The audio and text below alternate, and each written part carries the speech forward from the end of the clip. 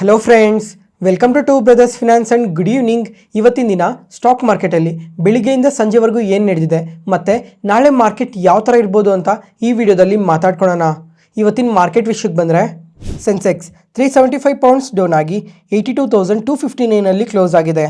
Nifty 100 points down ಆಗಿ 25,311 close ಆಗಿದೆ. Bank Nifty 340 points fall ಆಗಿ 56,828 ಕ್ಲೋಸ್ ಆಗಿದೆ. ಫ್ರೆಂಡ್ಸ್, ಇವತ್ತು ಮಾರ್ಕೆಟ್ ನೋಡಿದ್ರಾ ಸ್ವಲ್ಪ ನೆಗೆಟಿವ್ ಅಲ್ಲಿ ಕ್ಲೋಸ್ ಆಗಿದೆ. ಆದರೆ ಮಿಡ್ ಆ್ಯಂಡ್ ಸ್ಮಾಲ್ ಕ್ಯಾಪ್ಸ್ ನೋಡಿಕೊಂಡ್ರೆ ಜಸ್ಟ್ ಮಾರ್ಜಿನಲ್ ನೆಗೆಟಿವ್ ಅಲ್ಲಿ ಮಾತ್ರನೇ ಕ್ಲೋಸ್ ಆಗಿರೋದು. ಇವಾಗ ರೀಸೆಂಟ್ ಟೈಮಲ್ಲಿ ಈ ಲಾರ್ಜ್ ಕ್ಯಾಪ್ಸ್ ಏನಾದರೂ ಸ್ವಲ್ಪ ಫಾಲ್ ಆದರೂ ಸಮೇತ ಈ ಮಿಡ್ ಆ್ಯಂಡ್ ಸ್ಮಾಲ್ ಕ್ಯಾಪ್ಸಲ್ಲಿ ಅಷ್ಟು ಸೆಲ್ಲಿಂಗ್ ಪ್ರೆಷರ್ ಕಾಣ್ತಿಲ್ಲ. ಜಸ್ಟ್ ಸೈಡ್ ವೇಸಲ್ಲಾಗಲಿ ಅಥವಾ ಮಾರ್ಜಿನಲ್ ಪಾಸಿಟಿವ್ ಅಲ್ಲಿ ಕ್ಲೋಸ್ ಆಗ್ತಾ ಇದ್ದಾವೆ. ಮತ್ತೆ ಇವತ್ತು ಮಾರ್ಕೆಟ್ ನೋಡ್ಕೊಂಡ್ರೆ ಸ್ವಲ್ಪ ಕರೆಕ್ಟ್ ಆಗಿದೆ. ಇದರಿಂದ ಮೇಯ್ನ್ ಆಗಿ 3 ರೀಸನ್ಸ್ ಕಾಣಿಸ್ತಾ ಇದ್ದಾವೆ. ಅದರಲ್ಲಿ ಮೊದಲನೇದಾಗಿ ನೋಡ್ಕೊಂಡ್ರೆ ಇವತ್ತು ನಿಫ್ಟಿ ವೀಕ್ಲಿ ಎಕ್ಸ್ಪೈರಿ, ಅದರಿಂದ ಸಮೇತ ಇವತ್ತು ಮಾರ್ಕೆಟ್ ನೆಗೆಟಿವ್ ಅಲ್ಲಿ ಕ್ಲೋಸ್ ಆಗಿರ್ಬೋದು. ಅದಾದ್ಮೇಲೆ ಗ್ಲೋಬಲ್ ಮಾರ್ಕೆಟ್ಸ್ ಇಂದ ಕೂಡ ಸ್ವಲ್ಪ ಅನ್ಸರ್ಟನಿಟೀಸ್ ಇದೆ, ಅದರಿಂದ ಸಮೇತ ಮಾರ್ಕೆಟ್ ಇವತ್ತು ರೆಡ್ ಅಲ್ಲಿ ಕ್ಲೋಸ್ ಆಗಿದೆ. ಮತ್ತೆ ಮೂರನೇ ರೀಸನ್ ಬಂದು ಇವತ್ತು ಬ್ಯಾಂಕ್ ಆಫ್ ಅಮೆರಿಕಾದವ್ರು ನೋಡ್ಕೊಂಡ್ರೆ ನಮ್ಮ ಇಂಡಿಯನ್ ಸ್ಟಾಕ್ ಮಾರ್ಕೆಟ್ನ ಡೌನ್ ಗ್ರೇಡ್ ಮಾಡಿದ್ದಾರೆ, ಅದರಿಂದ ಸಮೇತ ಇವತ್ತು ಮಾರ್ಕೆಟ್ ನೆಗೆಟಿವ್ ಆಗಿ ರಿಯಾಕ್ಟ್ ಆಗಿರ್ಬೋದು. ಇವಾಗ ಸ್ವಲ್ಪ ಡೀಟೇಲ್ ಆಗಿ ಮಾತಾಡ್ಕೊಳ್ಳೋಣ. ಫಸ್ಟ್ ಇವಾಗ ಗ್ಲೋಬಲ್ ಮಾರ್ಕೆಟ್ಸ್ ಅಲ್ಲಿ ಏನೇನು ಅನ್ಸರ್ಟನಿಟೀಸ್ ಇದಾವೆ ಅಂತ ಮಾತಾಡ್ಕೊಳ್ಳೋಣ. ಇವತ್ತು ಡೊನಾಲ್ಡ್ ಟ್ರಂಪ್ ಅವ್ರು ನೋಡ್ಕೊಂಡ್ರೆ ನಮ್ಮ ಮಾರ್ಕೆಟ್ ಟೈಮಲ್ಲಿ ಅಡಿಷನಲ್ ಆಗಿ 150 ಕಂಟ್ರೀಸ್ ಮೇಲೆ 10% ಇಂದ 15% ಟ್ಯಾರಿಫ್ ಆಗ್ತೀವಿ ಕಮಿಂಗ್ ಟೈಮಲ್ಲಿ ಅಂತ ಸ್ಟೇಟ್ಮೆಂಟ್ಸ್ನ ಮಾಡಿದ್ದಾರೆ. ಅದಾದಮೇಲೆ ಡೊನಾಲ್ಡ್ ಟ್ರಂಪ್ ಅವರು ಮತ್ತೆ ಫೆಡ್ ಚೇರ್ಮನ್ ಆದ ಜೆರೋಮ್ ಪವೆಲ್ ಅವ್ರ ಮಧ್ಯೆ ಏನು ನಡೀತಾ ಇದೆ ಅಂತ ಲಾಸ್ಟ್ 2-3 ಮಂತ್ಸಿಂದನೂ ನೋಡ್ತಾನೆ ಬರ್ತಾ ಇದೀವಿ. ಏನಂತ ಅಂದ್ರೆ ಇವಾಗ ಡೊನಾಲ್ಡ್ ಟ್ರಂಪ್ ಅವ್ರು ನೋಡ್ಕೊಂಡ್ರೆ ಕಂಟಿನ್ಯೂಸ್ ಆಗಿ ಪ್ರೆಷರ್ ಮಾಡ್ತಾನೆ ಇದ್ದಾರೆ ರೇಟ್ ಕಟ್ ಮಾಡೋದಕ್ಕೋಸ್ಕರ. ಆದರೆ ಫೆಡ್ ಚೇರ್ಮನ್ ಅವ್ರು ನೋಡ್ಕೊಂಡ್ರೆ ಈ ಟ್ಯಾರಿಫ್ ಅನ್ಸರ್ಟಿನಿಟೀಸ್ ಎಲ್ಲ ಕ್ಲಿಯರ್ ಆಗಲಿ ಅಲ್ಲಿವರೆಗೂ ಯಾವುದೇ ತರ ರೇಟ್ ಕಟ್ನ ಮಾಡಲ್ಲ ಅಂತಾನೆ ಸ್ಟೇಟ್ಮೆಂಟ್ಸ್ನ ಮಾಡ್ತಾ ಇದ್ರು. ಆದರೆ ನಿನ್ನೆ ರಾತ್ರಿ ನೋಡ್ಕೊಂಡ್ರೆ ಡೊನಾಲ್ಡ್ ಟ್ರಂಪ್ ಅವರು ಫೆಡ್ ಚೇರ್ಮನ್ನ ಅವ್ರ ಪೊಸಿಷನ್ ಇಂದ ತೆಗ್ದಾಕ್ತೀನಿ ಅಂತ ಸ್ಟೇಟ್ಮೆಂಟ್ಸ್ನ ಮಾಡಿದ್ರು. ಅವಾಗ ನೋಡ್ಕೊಂಡ್ರೆ US ಮಾರ್ಕೆಟ್ ಕೂಡ ಸ್ವಲ್ಪ ನೆಗೆಟಿವ್ ಆಗಿ ರಿಯಾಕ್ಟ್ ಆಯಿತು.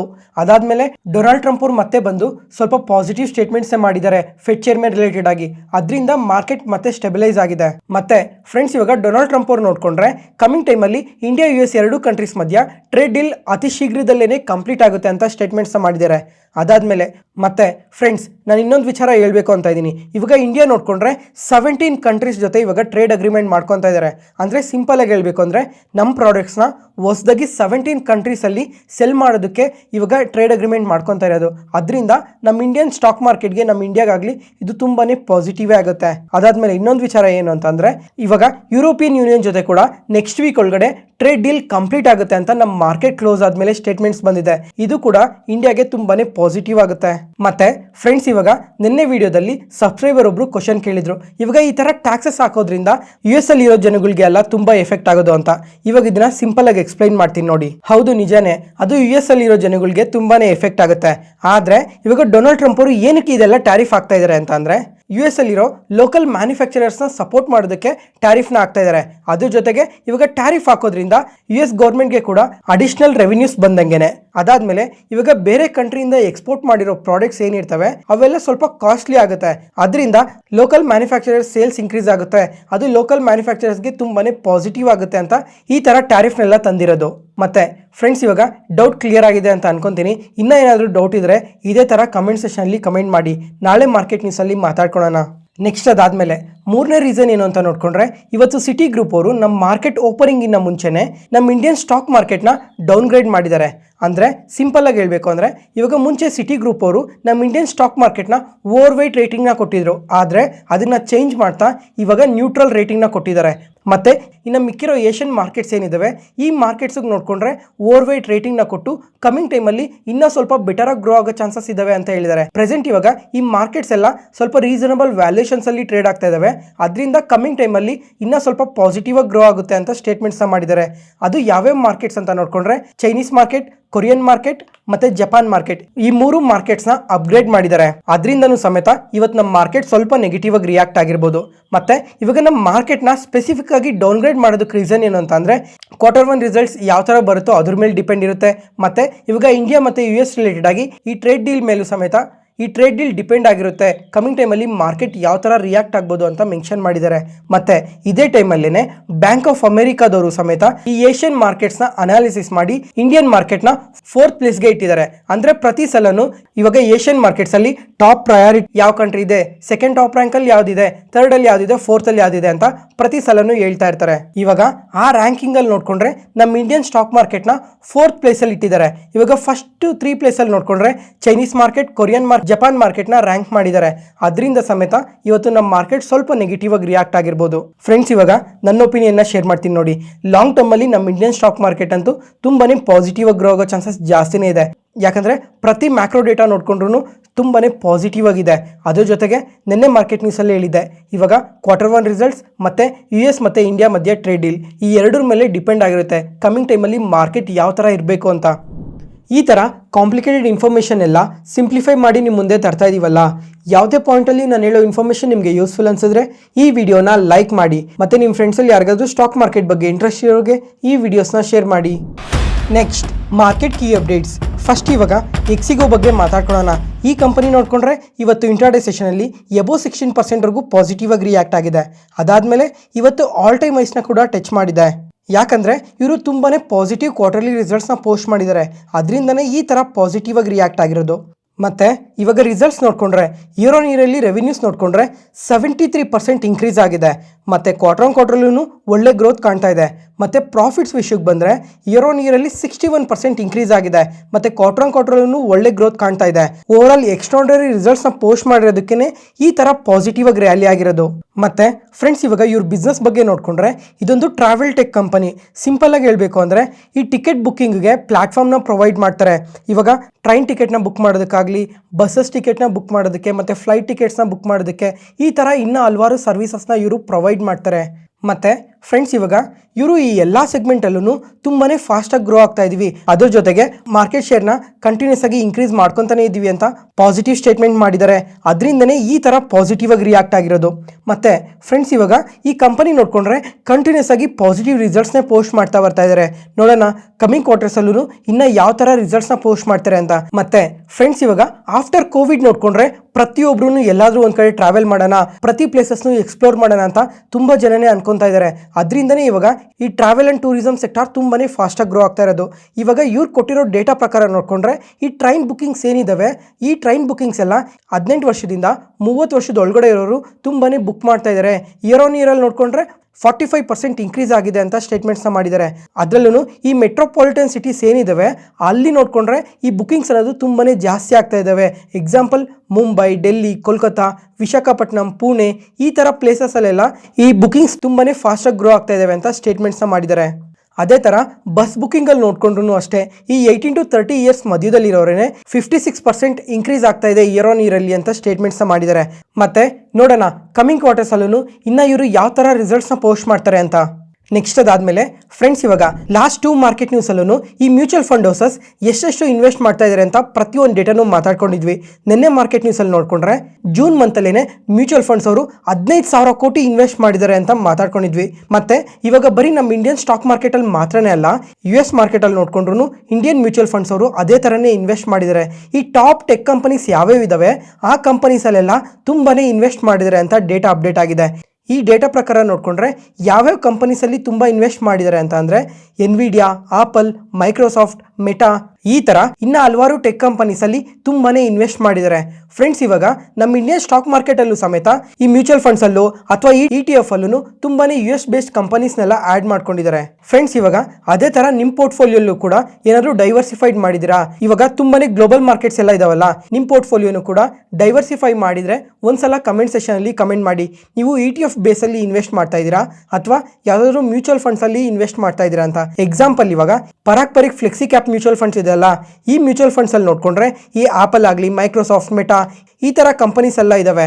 ನೀವೇನಾದರೂ ನಿಮ್ಮ ಪೋರ್ಟ್ಫೋಲಿಯೋನ ಡೈವರ್ಸಿಫೈ ಮಾಡಿದರೆ ಒಂದ್ಸಲ ಕಮೆಂಟ್ ಸೆಷನಲ್ಲಿ ಕಮೆಂಟ್ ಮಾಡಿ. ನೆಕ್ಸ್ಟ್ ಡಿಕ್ಸಾನ್ ಟೆಕ್ನಾಲಜೀಸ್ ಈ ಕಂಪನಿ ಬಗ್ಗೆ ನಿನ್ನೆ ಮಾರ್ಕೆಟ್ ನ್ಯೂಸಲ್ಲೇ ಮಾತಾಡ್ಕೊಂಡಿದ್ವಿ. ಮತ್ತೆ ಇವತ್ತು ನೋಡ್ಕೊಂಡ್ರು ಇನ್ನೊಂದು ಹೊಸ ಅಪ್ಡೇಟ್ ಬಂದಿದೆ. ಏನಂತ ಅಂದರೆ ಇವರು ಸಿಗ್ನಿಫೈ ಅನ್ನೋ ಕಂಪನಿ ಜೊತೆ ಜಾಯಿಂಟ್ ವೆಂಚರ್ನ ಸೈನ್ ಮಾಡ್ಕೊಂಡಿದ್ದಾರೆ. ಏನಕ್ಕೋಸ್ಕರ ಅಂತ ನೋಡ್ಕೊಂಡ್ರೆ ಈ ಲೈಟಿಂಗ್ ಸೊಲ್ಯೂಷನ್ಸ್ಗೋಸ್ಕರ ಅಂತ ಅಪ್ಡೇಟ್ ಮಾಡಿದ್ದಾರೆ. ಫ್ರೆಂಡ್ಸ್, ಇವಾಗ ಈ ಸಿಗ್ನಿಫೈ ಕಂಪನಿ ಏನಿದೆ ಇವ್ರು ನೋಡ್ಕೊಂಡ್ರು ಈ LED ಬಲ್ಬ್ಸ್ ರಿಲೇಟೆಡ್ ಆಗಿ ವರ್ಕ್ ಮಾಡ್ತಾರೆ ಮತ್ತು ಸ್ಮಾರ್ಟ್ ಬಲ್ಬ್ಸ್ ರಿಲೇಟೆಡ್ ಆಗು ವರ್ಕ್ ಮಾಡ್ತಾರೆ. ಇವಾಗ ಈ ಎರಡು ಕಂಪನೀಸ್ ಜಾಯಿಂಟ್ ವೆಂಚರಲ್ಲಿ ಇಂಡಿಯಾದಲ್ಲಿ ಇನ್ನೂ ಹೊಸ ಥರ ಅಡ್ವಾನ್ಸ್ ಲೈಟಿಂಗ್ ಸಿಸ್ಟಮ್ಗೋಸ್ಕರ ಜಾಯಿಂಟ್ ವೆಂಚರ್ ಮಾಡ್ಕೊಂಡಿದ್ದೀವಿ ಅಂತ ಅಪ್ಡೇಟ್ ಮಾಡಿದ್ದಾರೆ.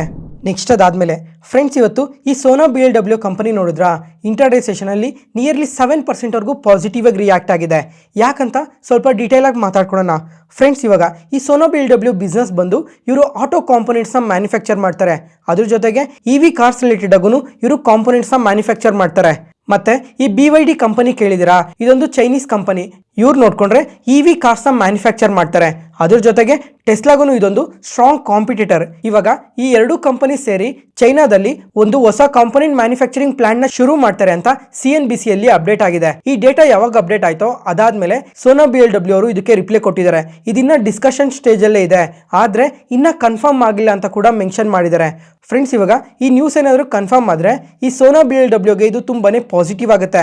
ಯಾಕಂದ್ರೆ ಫ್ರೆಂಡ್ಸ್, ಇವಾಗ ಟೆಸ್ಲಾ ಕಾರ್ಸ್ ಎಲ್ಲ ನೋಡ್ತಾ ಇದ್ದೀರಾ, ಆ ಕಾರ್ಸ್ಗೂ ಸಮೇತ ಸೋನಾ BLW ಅವರೇನೆ ಕಾಂಪೊನೆಂಟ್ಸ್ನ ಸಪ್ಲೈ ಮಾಡ್ತಾರೆ. ಮತ್ತೆ ಇವಾಗ ಸೋನಾ BLW ಅವ್ರಿಗೆ ಏನು ರೆವೆನ್ಯೂಸ್ ಬರುತ್ತೆ ಅದರಲ್ಲಿ 35% ರೆವೆನ್ಯೂಸ್ ಎಲ್ಲ ಟೆಸ್ಲಾ ಇಂದನೇ ಬರುತ್ತೆ. ಮತ್ತೆ ಇವಾಗ BYD ಜೊತೆ ಏನಾದರೂ ಪಾರ್ಟ್ನರ್ಶಿಪ್ ಆಗಿ ಹೊಸ ಮ್ಯಾನುಫ್ಯಾಕ್ಚರಿಂಗ್ ಫೆಸಿಲಿಟಿನೇ ಓಪನ್ ಮಾಡಿದ್ರೆ ಅದು ಸೋನಾ BLW ಅವ್ರಿಗೆ ತುಂಬಾನೇ ಪಾಸಿಟಿವ್ ಆಗುತ್ತೆ. ಅದನ್ನು ಚೈನಾದಲ್ಲಿ ಫೆಸಿಲಿಟಿನ ಓಪನ್ ಮಾಡೋದಲ್ಲ, ಇನ್ನ ಪಾಸಿಟಿವ್ ಆಗುತ್ತೆ. ಯಾಕಂದ್ರೆ ಇವರು ಚೈನಾಯಿಂದನೇ ಈ BYD ಕಂಪನಿನ all over the world operate ಮಾಡ್ತಾ ಇದ್ದಾರೆ. ಅದಕ್ಕೋಸ್ಕರ ಮತ್ತೆ ಇನ್ನೊಂದು ವಿಷಯ ಏನು ಅಂತಂದ್ರೆ ಈ BYD ಕಾರ್ ಬಗ್ಗೆ ತುಂಬಾ ಸಲನೇ ಮಾತಾಡ್ಕೊಂಡಿದ್ವಿ. ಅದ್ರ ಜೊತೆಗೆ ಈ ಬಿಸ್ನೆಸ್ ಯಾವ ತರ ಇರುತ್ತೆ ಅಂತ ಸಮೇತ ಕಂಪ್ಲೀಟ್ ಆಗಿ ಎಕ್ಸ್ಪ್ಲೈನ್ ಮಾಡಿದ್ದೆ. ಮತ್ತೆ ಫ್ರೆಂಡ್ಸ್, ಇವಾಗ ಒಂದು 3 months ಬ್ಯಾಕ್ ಒಂದು ಅಪ್ಡೇಟ್ ಮಾಡಿದ್ದೆ, ನೆನಪಿದ್ಯಾ? ಈ BYD ಅವರು ಹೈದರಾಬಾದ್ ಅಲ್ಲಿ ಒಂದು ಮ್ಯಾನುಫ್ಯಾಕ್ಚರಿಂಗ್ ಫೆಸಿಲಿಟಿನ ಓಪನ್ ಮಾಡೋದಕ್ಕೆ ರೆಡಿ ಮಾಡ್ಕೊಂತಾ ಇದ್ದಾರೆ ಅಂತ ಅಪ್ಡೇಟ್ ಮಾಡಿದ್ದೆ. ಅದನ್ನ BYD ಅವರು ಸ್ವಲ್ಪ ದಿನ ಪಾಸ್ ಮಾಡಿದ್ದಾರೆ. ಯಾಕಂದ್ರೆ ನಾವು ಆಲ್ ಓವರ್ ಇಂಡಿಯಾದಲ್ಲಿ ಒಂದು ಬೆಟರ್ ಪ್ಲೇಸ್ ನ ಹುಡುಕ್ತಾ ಇದೀವಿ, ಎಲ್ಲಿ ಮ್ಯಾನುಫ್ಯಾಕ್ಚರಿಂಗ್ ಫೆಸಿಲಿಟಿನ ಓಪನ್ ಮಾಡಬೇಕು ಅಂತ. ಯಾಕೆ ಈ ತರ ಇನ್ನ ಹುಡುಕ್ತಾ ಇದ್ದಾರೆ ಅಂತ ನೋಡ್ಕೊಂಡ್ರೆ ಈ BYD ಕಂಪನಿ ಕಾರ್ಸ್ ನೋಡ್ಕೊಂಡ್ರೆ 25 lakhs ಇಂದ 30 lakhs ಮಧ್ಯದಲ್ಲೇ ಬರ್ತಾ ಇದೆ. ಈ ಕಂಡೀಷನ್ ಅಲ್ಲಿ ಏನಾದ್ರು BYD ಕಂಪನಿ ನಮ್ಮ ಇಂಡಿಯನ್ ಮಾರ್ಕೆಟ್ಗೆ ಎಂಟರ್ ಆದ್ರೆ ಮಹೀಂದ್ರಾ ಅಂಡ್ ಮಹೀಂದ್ರಾಗೆ, ಟಾಟಾ ಮೋಟರ್ಸ್ಗೆ ತುಂಬಾನೇ ಎಫೆಕ್ಟ್ ಆಗುತ್ತೆ. ಅದ್ರ ಜೊತೆಗೆ ಈ BYD ಕಾರ್ ಕಂಪನಿನ ಒಂದ್ಸಲ ಗೂಗಲ್ ಅಲ್ಲಿ ಸರ್ಚ್ ಮಾಡಿ ನೋಡಿ ಯಾವ ತರ ಇದಾವೆ ಅಂತ. ತುಂಬಾನೇ ಫ್ಯೂಚರಿಸ್ಟಿಕ್ ಆಗಿದಾವೆ. ಅದಕ್ಕೋಸ್ಕರ ಅದ್ರ ಜೊತೆಗೆ ಕಮ್ಮಿ ಪ್ರೈಸಸ್ ಅಲ್ಲಿ ಬರ್ತಾ ಇದಾವಲ್ಲ, ಅದರಿಂದ ಈ ಕಂಪನಿ ಗ್ರೋ ಆಗೋ ಚಾನ್ಸಸ್ ಜಾಸ್ತಿನೇ ಇದೆ. ಅದರಿಂದ ಟಾಟಾ ಮೋಟರ್ಸ್ಗೆ ಮತ್ತೆ ಮಹೀಂದ್ರಾ ಅಂಡ್ ಮಹೀಂದ್ರಾಗೆ ಎಫೆಕ್ಟ್ ಆಗೋ ಚಾನ್ಸಸ್ ಕೂಡ ತುಂಬಾನೇ ಜಾಸ್ತಿ ಇದೆ. ನೋಡೋಣ ಕಮಿಂಗ್ ಟೈಮಲ್ಲಿ ಈ ಎರಡು ಕಂಪನೀಸ್ ರಿಲೇಟೆಡ್ ಆಗಿ ಪಾರ್ಟ್ನರ್ಶಿಪ್ ಬಗ್ಗೆ ಏನು ಅಪ್ಡೇಟ್ ಬರ್ತವೆ, ಅದ್ರ ಜೊತೆಗೆ ಈ BYD ಅವರು ಇನ್ನ ಇಂಡಿಯಾಗೆ ಯಾವಾಗ ಬರ್ತಾರೆ ಅಂತ ಸಮೇತ ನೋಡೋಣ. ನೆಕ್ಸ್ಟ್ ಅದಾದಮೇಲೆ ಇವತ್ತು ನ್ಯೂಜನ್ ಸಾಫ್ಟ್ವೇರ್ ನೋಡಿಕೊಂಡ್ರೆ ಇಂಟರ್ಡೇ ಸೆಷನಲ್ಲಿ ನಿಯರ್ಲಿ 6% ಫಾಲ್ ಆಗಿದೆ. ಯಾಕಂದರೆ ಈ ಕಂಪ್ನಿ ಅಂತೂ ಕಂಪ್ಲೀಟ್ಲಿ ವೀಕ್ ರಿಸಲ್ಟ್ಸ್ನ ಪೋಸ್ಟ್ ಮಾಡಿದ್ದಾರೆ. ಅದರಿಂದನೇ ಈ ಥರ ನೆಗೆಟಿವ್ ಆಗಿ ರಿಯಾಕ್ಟ್ ಆಗಿರೋದು. ಇವಾಗ ಇಯರ್ ಆನ್ ಇಯರಲ್ಲಿ ಸೇಲ್ಸ್ ನೋಡಿಕೊಂಡ್ರೆ ಜಸ್ಟ್ 2% ಮಾತ್ರನೇ ಇನ್ಕ್ರೀಸ್ ಆಗಿರೋದು. ಅದೇ ಕ್ವಾರ್ಟರಲ್ಲಿ ನೋಡಿಕೊಂಡ್ರೆ ಕಂಪ್ಲೀಟಾಗಿ ಫಾಲ್ ಆಗೋಗಿದೆ. ಮತ್ತು ಪ್ರಾಫಿಟ್ಸ್ ವಿಷಯಕ್ಕೆ ಬಂದ್ರೂ ಇಯರ್ ಆನ್ ಇಯರಲ್ಲಿ 5% ಇನ್ಕ್ರೀಸ್ ಆಗಿದೆ. ಆದರೆ ಕ್ವಾರ್ಟರಲ್ಲಿ ನೋಡಿಕೊಂಡ್ರೆ ಎಬೋ 50% ಪ್ರಾಫಿಟ್ಸ್ ಫಾಲ್ ಆಗಿದೆ. ಅದ್ರ ಜೊತೆಗೆ ಈ ಕಂಪನಿ ಮಾರ್ಜಿನ್ಸ್ ನೋಡಿಕೊಂಡ್ರೆ ಕಂಪ್ಲೀಟಾಗಿ ಕರೆಕ್ಟ್ ಆಗೋಗಿದೆ. ಇವಾಗ ಪ್ರೀವಿಯಸ್ ಕ್ವಾರ್ಟರಲ್ಲಿ ನೋಡಿಕೊಂಡ್ರೆ ಮಾರ್ಜಿನ್ಸ್ ಬಂದು 32% ಇತ್ತು. ಆ 32%ಇಂದ ಈ ಕ್ವಾರ್ಟರ್ಗೆ ನೋಡಿಕೊಂಡ್ರೆ 14%ಗೆ ಡ್ರಾಪ್ ಆಗೋಗಿದೆ. ಈ ಥರ ಮಾರ್ಜಿನ್ಸ್ ಫಾಲ್ ಆಗೋದಕ್ಕೆ ರೀಸನ್ ಏನು ಅಂತಂದರೆ ಆರ್ಡರ್ಸ್ ತುಂಬ ಡಿಲೇ ಆಗ್ತಾ ಇದ್ದಾವೆ ಅಂತ ಅಪ್ಡೇಟ್ ಮಾಡಿದ್ದಾರೆ. ಅದರಿಂದನೇ ಮಾರ್ಜಿನ್ಸಲ್ಲಿ ಈ ಥರ ಎಫೆಕ್ಟ್ ಕಾಣ್ತಾ ಇರೋದು. ನೋಡೋಣ ಅಟ್ಲೀಸ್ಟ್ ಕಮ್ಮಿಂಗ್ ಕ್ವಾರ್ಟರ್ಸಲ್ಲೂ ಇವರು ಯಾವ ಥರ ರಿಸಲ್ಟ್ಸ್ನ ಪೋಸ್ಟ್ ಮಾಡ್ತಾರೆ ಅಂತ.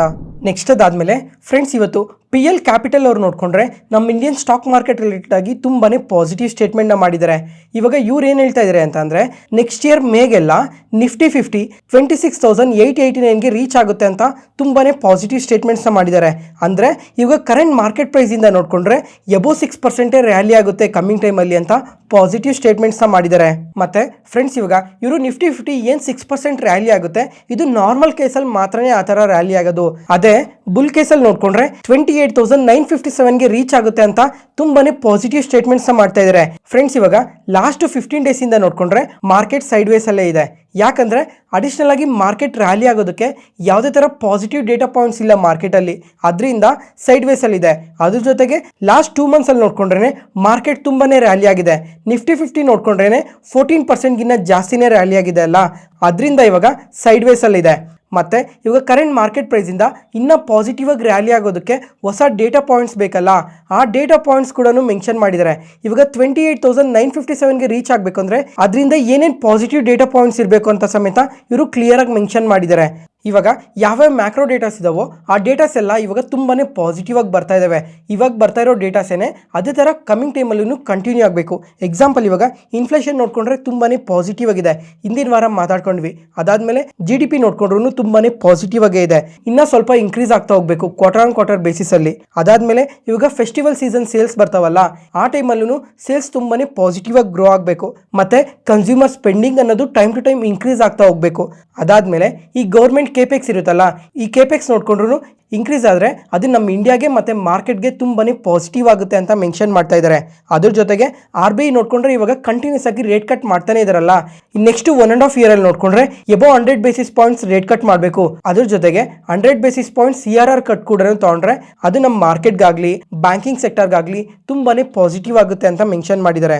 ಅದ್ರ ಜೊತೆಗೆ ಇವಾಗ ಕ್ವಾರ್ಟರ್ಲಿ ರಿಸಲ್ಟ್ಸ್ ನೋಡ್ಕೊಂಡ್ರೆ ತುಂಬಾ ಪಾಸಿಟಿವ್ ಆಗಿ ಬರಬೇಕು. ಇವಾಗ ನೆಕ್ಸ್ಟ್ 1.5 year 13% CAGR ಅಲ್ಲಿ ಗ್ರೋ ಆದರೆ ಅದು ನಮ್ಮ ಮಾರ್ಕೆಟ್ಗೆ ತುಂಬಾ ಪಾಸಿಟಿವ್ ಆಗುತ್ತೆ. ಈ ಎಲ್ಲ ಪಾಸಿಟಿವ್ ಅಪ್ಡೇಟ್ಸಿಂದ ನಿಫ್ಟಿ 50 28,957ಗೆ ರೀಚ್ ಆಗುತ್ತೆ ಅಂತ PL ಕ್ಯಾಪಿಟಲ್ ಅವರು ಮೆನ್ಷನ್ ಮಾಡಿದ್ದಾರೆ. ಮತ್ತೆ ಫ್ರೆಂಡ್ಸ್, ಇವಾಗ ಮಾರ್ಕೆಟ್ ಏನಾದರೂ ಈ ಥರ ರ್ಯಾಲಿ ಆದರೆ ಈ ಲಾರ್ಜ್ ಕ್ಯಾಪ್ಸಲ್ಲಿ ಮಿಡ್ ಆ್ಯಂಡ್ ಸ್ಮಾಲ್ ಕ್ಯಾಪ್ಸಲ್ಲಿ 17 ಸ್ಟಾಕ್ಸ್ನ ಪಿಕ್ ಮಾಡಿದ್ದಾರೆ. ಈ ಸ್ಟಾಕ್ಸ್ ಎಲ್ಲ ಕಮಿಂಗ್ ಟೈಮಲ್ಲಿ ಇನ್ನೂ ಪಾಸಿಟಿವ್ ಆಗಿ ಗ್ರೋ ಆಗೋ ಚಾನ್ಸಸ್ ಇದೆ ಅಂತ ಮೆನ್ಷನ್ ಮಾಡಿದ್ದಾರೆ. ಇವಾಗ ಈ ಲಾರ್ಜ್ ಕ್ಯಾಪಲ್ಲಿ ಯಾವ್ಯಾವ ಕಂಪನೀಸ್ನ ಮೆನ್ಷನ್ ಮಾಡಿದ್ದಾರೆ ಅಂತ ನೋಡಿಕೊಂಡ್ರೆ ABB India, Apollo hospital, Bharti Airtel, HAL, ICICI bank, Interglobe aviations, ITC, Kotak Mahindra, Lupin, Titan ಇಷ್ಟು ಕಂಪನೀಸ್ನ ಪಿಕ್ ಮಾಡಿದ್ದಾರೆ ಈ ಲಾರ್ಜ್ ಕ್ಯಾಪ್ ಸೆಗ್ಮೆಂಟಲ್ಲಿ. ಮತ್ತು ಈ ಮಿಡ್ ಆ್ಯಂಡ್ ಸ್ಮಾಲ್ ಕ್ಯಾಪಲ್ಲಿ ಯಾವ್ಯಾವ ಕಂಪನೀಸ್ನ ಪಿಕ್ ಮಾಡಿದ್ದಾರೆ ಅಂತ ನೋಡಿಕೊಂಡ್ರೆ ಮೊದಲನೇದಾಗಿ ಆಸ್ಟ್ರಾಲ್ ಪೈಪ್ಸ್, ಅದಾದಮೇಲೆ ಕ್ರಾಂಪ್ಟನ್ ಗ್ರೀವ್ಸ್ ಕನ್ಸ್ಯೂಮರ್ ಎಲೆಕ್ಟ್ರಾನಿಕ್ಸ್, ಮತ್ತು IRCTC, KA industries, Samhi hotels, Triveni turbines ಇಷ್ಟು ಕಂಪನೀಸ್ನ ಪಿಕ್ ಮಾಡಿದ್ದಾರೆ. ಫ್ರೆಂಡ್ಸ್, ಇವಾಗ ನಾನು ಇಷ್ಟು ಕಂಪನೀಸ್ ಬಗ್ಗೆ ಹೇಳ್ದೆ ಅಲ್ಲ, ಈ ಕಂಪನೀಸಲ್ಲಿ ಈಗಾಗಲೇ ನೀವು ನಿಮ್ಮ ಪೋರ್ಟ್ಫೋಲಿಯೋದಲ್ಲಿ ಯಾವುದಾದ್ರೂ ಕಂಪನಿನ ಹೋಲ್ಡ್ ಮಾಡ್ತಾ ಇದ್ರೆ ಒಂದ್ಸಲ ಕಮೆಂಟ್ ಸೆಷನಲ್ಲಿ ಕಮೆಂಟ್ ಮಾಡಿ ಯಾವ ಕಂಪನಿನ ಹೋಲ್ಡ್ ಮಾಡ್ತಾ ಇದ್ದೀರಾ ಅಂತ. ಮತ್ತು ಫ್ರೆಂಡ್ಸ್, ಇವಾಗ ಇವರು ಇನ್ನೊಂದು ಇನ್ಫಾರ್ಮೇಷನ್ನ ಕೂಡ ಶೇರ್ ಮಾಡಿದ್ದಾರೆ. ಏನಂದರೆ ಇವಾಗ ಕಮ್ಮಿಂಗ್ ಟೈಮಲ್ಲಿ ಯಾವ ಸೆಕ್ಟರ್ ಬೆಟರಾಗಿ ಗ್ರೋ ಆಗೋ ಚಾನ್ಸಸ್ ಇದೆ ಅಂತ. ಅದರಲ್ಲಿ ಮೊದಲನೇದಾಗಿ ನೋಡಿಕೊಂಡ್ರೆ ಬ್ಯಾಂಕಿಂಗ್ ಮತ್ತು ಫಾರ್ಮಾ. ಈಗಾಗಲೇ ಫಾರ್ಮಾ ಸೆಕ್ಟರ್ ಬಗ್ಗೆ ಆಗಲೇ ಮಾತಾಡ್ಕೊಂಡಿದ್ವಿ. ಅದಾದಮೇಲೆ capital goods, power, defence, consumer staples ಈ ಸೆಕ್ಟರ್ ಕಮಿಂಗ್ ಟೈಮಲ್ಲಿ ಬೆಟರಾಗಿ ಗ್ರೋ ಆಗೋ ಚಾನ್ಸಸ್ ಇದೆ ಅಂತ ಹೇಳ್ತಾ ಇದ್ದಾರೆ. ಮತ್ತು ಯಾವ ಸೆಕ್ಟರ್ ಇವಾಗ ಕಮಿಂಗ್ ಟೈಮಲ್ಲಿ ಅಂಡರ್ ಪರ್ಫಾರ್ಮಲ್ಲಿ ಇರೋ ಚಾನ್ಸಸ್ ಇದೆ ಅಂತ ನೋಡಿಕೊಂಡ್ರೆ IT, metals, cement and oil gases ಇಷ್ಟು ಸೆಕ್ಟರಲ್ಲಿ ಸ್ವಲ್ಪ ಅಂಡರ್ ಪರ್ಫಾರ್ಮ್ ಇರೋ ಚಾನ್ಸಸ್ ಇದೆ ಅಂತ ಮೆನ್ಷನ್ ಮಾಡಿದ್ದಾರೆ. ನೋಡೋಣ ಕಮಿಂಗ್ ಟೈಮಲ್ಲಿ ಯಾವ ಸೆಕ್ಟರ್ ಯಾವ ಕಂಪನೀಸ್ ಇನ್ನು ಕಮಿಂಗ್ ಟೈಮಲ್ಲಿ ಬೆಟರಾಗಿ ಗ್ರೋ ಆಗ್ತವೆ ಅಂತ. ನೆಕ್ಸ್ಟ್ ಅದಾದಮೇಲೆ ಇವತ್ತು PNC ಇನ್ಫ್ರಾಸ್ಟ್ರಕ್ಚರ್ ನೋಡಿದ್ರಾ, ನಮ್ಮ ಮಾರ್ಕೆಟ್ ಓಪನಿಂಗ್ ಟೈಮಲ್ಲಿ ನಿಯರ್ಲಿ 5%ವರೆಗೂ ಪಾಸಿಟಿವ್ ಆಗಿ ರಿಯಾಕ್ಟ್ ಆಗಿದೆ. ಯಾಕಂದರೆ ಇವತ್ತು NHPC ಅವರು ಒಂದು ಲಾರ್ಜ್ ರಿನ್ಯೂವಬಲ್ ಪ್ರಾಜೆಕ್ಟ್ನ ಅನೌನ್ಸ್ ಮಾಡಿದರು. ಆ ಪ್ರಾಜೆಕ್ಟಲ್ಲಿ PNC ಇನ್ಫ್ರಾಸ್ಟ್ರಕ್ಚರ್ ಅವರು L1 ಬಿಡರ್ ಆಗಿ ಸೆಲೆಕ್ಟ್ ಆಗಿದ್ದಾರೆ. ಈ ಡೀಲ್ ಏನಕ್ಕೋಸ್ಕರ ಅಂತ ನೋಡಿಕೊಂಡ್ರೆ 300 MW ಸೋಲಾರ್ ಪವರ್ ಪ್ಲಾಂಟ್ನ ಬಿಲ್ಟ್ ಮಾಡೋದಕ್ಕೋಸ್ಕರ ಅಂತ ಅಪ್ಡೇಟ್ ಮಾಡಿದ್ದಾರೆ. ಅದರಲ್ಲೇ 150 MW ಬ್ಯಾಟ್ರಿ ಸ್ಟೋರೇಜ್ ಸಿಸ್ಟಮ್ನ ಕೂಡ ಡೆವಲಪ್ ಮಾಡಬೇಕು ಅಂತ ಮೆನ್ಷನ್ ಮಾಡಿದ್ದಾರೆ. ಅದರಿಂದನೇ ಇವತ್ತು ಈ ಥರ ಪಾಸಿಟಿವ್ ಆಗಿ ರಿಯಾಕ್ಟ್ ಆಗಿರೋದು. ಅದ್ರ ಜೊತೆಗೆ ಒಂದು long term power purchase agreement ಕೂಡ ಸೈನ್ ಮಾಡ್ಕೊಂಡಿದ್ದಾರೆ 25 yearsಗೆ. ಓವರಾಲ್ ಈ ಎಲ್ಲ ರೀಸನ್ಸಿಂದನೇ ಇವತ್ತು ಪಾಸಿಟಿವ್ ಆಗಿ ರಿಯಾಕ್ಟ್ ಆಗಿರೋದು. ನೆಕ್ಸ್ಟ್ ಅದಾದಮೇಲೆ ಫ್ರೆಂಡ್ಸ್, ಇವತ್ತು ನಮ್ಮ ಮಾರ್ಕೆಟ್ ಟೈಮಲ್ಲಿ HDFC AMC ಅವ್ರು ನೋಡಿಕೊಂಡ್ರೆ Q1 ರಿಸಲ್ಟ್ಸ್ನ ಪೋಸ್ಟ್ ಮಾಡಿದ್ದಾರೆ. ಇವ್ರ ರಿಸಲ್ಟ್ಸ್ ನೋಡಿಕೊಂಡ್ರೆ ತುಂಬಾ ಪಾಸಿಟಿವ್ ಆಗಿ ಪೋಸ್ಟ್ ಮಾಡಿದ್ದಾರೆ. ಅದರಿಂದನೇ ಇವತ್ತು ಇಂಟರ್ಡೇ ಸೆಷನಲ್ಲಿ ನಿಯರ್ಲಿ 3%ವರೆಗೂ ಪಾಸಿಟಿವ್ ಆಗಿ ರಿಯಾಕ್ಟ್ ಆಗಿದೆ. ಇವಾಗ ಇವ್ರ ರಿಸಲ್ಟ್ಸ್ ನೋಡಿಕೊಂಡ್ರೆ ಇಯರ್ ಆನ್ ಇಯರಲ್ಲಿ ರೆವಿನ್ಯೂಸ್ ನೋಡಿಕೊಂಡ್ರೆ 25% ಇನ್ಕ್ರೀಸ್ ಆಗಿದೆ. ಮತ್ತು ಕ್ವಾರ್ಟರ್ ಆನ್ ಕ್ವಾರ್ಟರ್ಲೂ ಬೆಟರ್ ಗ್ರೋತ್ ಇದೆ. ಮತ್ತು ಪ್ರಾಫಿಟ್ಸ್ ವಿಷಯಕ್ಕೆ ಬಂದರೆ ಇಯರ್ ಆನ್ ಇಯರಲ್ಲಿ 24% ಇನ್ಕ್ರೀಸ್ ಆಗಿದೆ. ಕ್ವಾರ್ಟರ್ ಆನ್ ಕ್ವಾರ್ಟರ್ಲೂ ಬೆಟರ್ ಗ್ರೋತ್ ಇದೆ. ಅದರಿಂದನೇ ಇವತ್ತು ಈ ಥರ ಪಾಸಿಟಿವ್ ಆಗಿ ರಿಯಾಕ್ಟ್ ಆಗಿರೋದು. ಮತ್ತು ಫ್ರೆಂಡ್ಸ್, ಇವತ್ತು ಒಂದು 2 days ಬ್ಯಾಕ್ ಈ ವಾರೆ ರಿನ್ಯೂವಬಲ್ಸ್ ಬಗ್ಗೆ ಮಾತಾಡ್ಕೊಂಡಿದ್ವಿ. ಏನಂತ ಅಂದರೆ ರಿಸಲ್ಟ್ಗಿನ್ನ 2 days ಮುಂಚೆನೇ ಸ್ಟಾಕ್ ತುಂಬಾ ರ್ಯಾಲಿ ಆಗ್ತಾ ಇದೆ ಅಂತ ಮಾತಾಡ್ಕೊಂಡಿದ್ವಿ. ಫಸ್ಟ್ ಡೇ ನೋಡಿಕೊಂಡ್ರೆ 10% ರ್ಯಾಲಿ ಆಯಿತು. ಮತ್ತು ಸೆಕೆಂಡ್ ಡೇನೂ ನೋಡಿಕೊಂಡ್ರು 10% ರ್ಯಾಲಿ ಆಗಿದೆ. ಯಾಕಂದರೆ ಈ ಕ್ವಾರ್ಟರಲ್ಲಿ ಏನಾದರೂ ಬೆಟರ್ ರಿಸಲ್ಟ್ಸ್ ಬರುತ್ತೆ ಅಂತ ಮುಂಚೆನೇ ಆಂಟಿಸಿಪೇಟ್ ಮಾಡಿರಬೇಕು. ಅದರಿಂದನೇ ರಿಸಲ್ಟ್ಸ್ಗಿನ್ನ ಮುಂಚೆನೇ ತುಂಬಾ ಪಾಸಿಟಿವ್ ಆಗಿ ಗ್ರೋ ಆಗಿರೋದು. ಇವಾಗ ಈ ರಿಸಲ್ಟ್ಸ್ ಅಪ್ಡೇಟ್ ಆಗಿದೆ. ರಿಸಲ್ಟ್ಸ್ ನೋಡಿಕೊಂಡ್ರೆ ಕಂಪ್ಲೀಟ್ಲಿ ಎಕ್ಸ್ಟ್ರಾರ್ಡಿನರಿ ರಿಸಲ್ಟ್ಸ್ನ ಪೋಸ್ಟ್ ಮಾಡಿದ್ದಾರೆ. ಇಯರ್ ಆನ್ ಇಯರಲ್ಲಿ ರೆವಿನ್ಯೂಸ್ ನೋಡಿಕೊಂಡ್ರೆ 155% ಇನ್ಕ್ರೀಸ್ ಆಗಿದೆ. ಪ್ರಾಫಿಟ್ಸ್ ನೋಡಿಕೊಂಡ್ರೆ 204% ಇನ್ಕ್ರೀಸ್ ಆಗಿದೆ. ಅದರಿಂದನೇ ಲಾಸ್ಟ್ 2 ಡೇಸ್ ರ್ಯಾಲಿ ಆಗಿದ್ದು. ಆದರೆ ಇವತ್ತು ನೋಡಿಕೊಂಡ್ರೆ ರಿಸಲ್ಟ್ಸ್ ಪೋಸ್ಟ್ ಆದಾಗ ಯಾವುದೇ ಥರ ರ್ಯಾಲಿ ಆಗಿಲ್ಲ. ಮತ್ತು ಇವತ್ತು ನೋಡಿಕೊಂಡ್ರೆ ಇಂಟ್ರಾಡೇ ಸೆಷನಲ್ಲಿ 1% ನೆಗೆಟಿವಲ್ಲೇ ಕ್ಲೋಸ್ ಆಗಿದೆ. ಯಾಕಂದರೆ 2 ಡೇಸ್ ರ್ಯಾಲಿ ಆಗಿತ್ತಲ್ಲ, ಅದರಿಂದ ಇವತ್ತೇನು ರ್ಯಾಲಿ ಆಗಿಲ್ಲ. ಅದ್ರ ಜೊತೆಗೆ ಈ ಕಂಪನಿ ಮಾರ್ಜಿನ್ಸ್ ನೋಡಿಕೊಂಡ್ರೆ ಈ ಕ್ವಾರ್ಟರಲ್ಲಿ ತುಂಬಾ ಕರೆಕ್ಟ್ ಆಗಿದೆ. ಇವಾಗ ಕ್ವಾರ್ಟರ್ ಆನ್ ಕ್ವಾರ್ಟರಲ್ಲಿ ಮಾರ್ಜಿನ್ಸ್ ಕಂಪೇರ್ ಮಾಡ್ಕೊಂಡ್ರೆ ತುಂಬಾ ಕರೆಕ್ಟ್ ಆಗಿದೆ. ಇದು ಒಂದು ಕಾರಣ ಆಗಿರ್ಬೋದು ಇವತ್ತು ಫಾಲ್ ಆಗಿರೋದಕ್ಕೆ. ನೆಕ್ಸ್ಟ್ ಅದಾದಮೇಲೆ ಫ್ರೆಂಡ್ಸ್, ನಮ್ಮ ಮಾರ್ಕೆಟ್ ಕ್ಲೋಸ್ ಆದಮೇಲೆ ಇವಾಗ ವಿಪ್ರೋ ರಿಸಲ್ಟ್ಸ್ನ ಪೋಸ್ಟ್ ಮಾಡಿದ್ದಾರೆ. ಇವ್ರ ರಿಸಲ್ಟ್ಸ್ ನೋಡಿಕೊಂಡ್ರೆ ಕಂಪ್ಲೀಟ್ಲಿ ವೀಕ್ ರಿಸಲ್ಟ್ಸ್ನ ಪೋಸ್ಟ್ ಮಾಡಿದ್ದಾರೆ. ಇವಾಗ ಇಯರ್ ಆನ್ ಇಯರಲ್ಲಿ ರೆವಿನ್ಯೂಸ್ ನೋಡಿಕೊಂಡ್ರೆ 1% ಮಾತ್ರನೇ ಗ್ರೋ ಆಗಿರೋದು. ಪ್ರಾಫಿಟ್ಸ್ ನೋಡಿಕೊಂಡ್ರೆ 11% ಗ್ರೋ ಆಗಿದೆ. ಅದೇ ಕ್ವಾರ್ಟರ್ ಆನ್ ಕ್ವಾರ್ಟರಲ್ಲಿ ಪ್ರಾಫಿಟ್ಸ್ ನೋಡಿಕೊಂಡ್ರು ಕೂಡ ಡ್ರಾಪ್ ಆಗಿದೆ. ಅದ್ರ ಜೊತೆಗೆ ಇಯರ್ ಆನ್ ಇಯರಲ್ಲಿ ಮತ್ತು ಕ್ವಾರ್ಟರ್ ಆನ್ ಕ್ವಾರ್ಟರಲ್ಲಿ ಮಾರ್ಜಿನ್ಸ್ ನೋಡಿಕೊಂಡ್ರು ಕೂಡ ಡ್ರಾಪ್ ಆಗಿದೆ. ಮತ್ತು ಇವಾಗ ಮ್ಯಾನೇಜ್ಮೆಂಟ್ ಏನು ಹೇಳ್ತಾ ಇದೆ ಅಂದರೆ ಕಮಿಂಗ್ ಟೈಮಲ್ಲಿ ಅಂದರೆ ಸೆಕೆಂಡ್ ಹಾಫಲ್ಲಿ ಸ್ವಲ್ಪ ಪಾಸಿಟಿವ್ ಆಗಿ ಗ್ರೋ ಆಗೋ ಚಾನ್ಸಸ್ ಇದೆ ಅಂತ ಸ್ಟೇಟ್ಮೆಂಟ್ಸ್ನ ಮಾಡ್ತಾ ಇದ್ದಾರೆ. ನೋಡೋಣ ನಾಳೆ ಮಾರ್ಕೆಟಲ್ಲಿ ಯಾವ ಥರ ರಿಯಾಕ್ಷನ್ ಇರುತ್ತೆ ಅಂತ. ಈ ವಿಡಿಯೋನ ಇಲ್ಲಿವರೆಗೂ ನೋಡ್ತಾ ಇದ್ದೀರಾ ಅಂದರೆ ನಾನು ಹೇಳ್ತಿರೋ ಇನ್ಫಾರ್ಮೇಷನ್ ನಿಮಗೆ ತುಂಬ ಉಪಯೋಗ ಆಗ್ತಾ ಇದೆ ಅಂತ ಅನ್ಕೊತೀನಿ. ಅದಕ್ಕೋಸ್ಕರ ಈ ಚಾನಲ್ನ ಸಬ್ಸ್ಕ್ರೈಬ್ ಆಗಿ ಮತ್ತು ಈ ವಿಡಿಯೋನ ಲೈಕ್ ಮಾಡಿ. ನಾನು ಪೋಸ್ಟ್ ಮಾಡೋ ಪ್ರತಿ ವಿಡಿಯೋನು ತಪ್ಪದೆ ನೋಡಿರೋಂತೆ. Thank you.